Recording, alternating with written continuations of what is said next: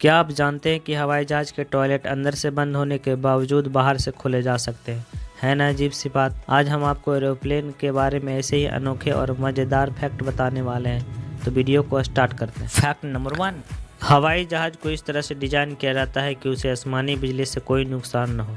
शुरुआत में बिजली गिरने से विमान दुर्घटना होना एक आम बात थी, लेकिन सन 1963 के बाद से ऐसी कोई घटना नहीं हुई। फैक्ट नंबर 2, हवाई यात्रा के दौरान हमारी स्वाद ग्रंथियां बेजान हो जाती है, जिस कारण से यात्री को कोई भी चीज़ स्वादिष्ट नहीं लगती। फैक्ट नंबर 3, आप ये जानकर चौंक जाएंगे कि हवाई जहाज में केबिन क्रू के लिए छोटे छोटे कमरे बने होते हैं। फैक्ट नंबर 4, जहाज में इमरजेंसी के समय में आपको ऑक्सीजन मास्क दिया जाता है। इसकी मदद से आप 15 मिनट तक जिंदा रह सकते हैं। फैक्ट नंबर 5, हवाई जहाज में पारा ले जाना सख्त मना है, क्योंकि हवाई जहाज एल्युमिनियम का बना होता है और पारा एल्युमिनियम को नष्ट कर देता है।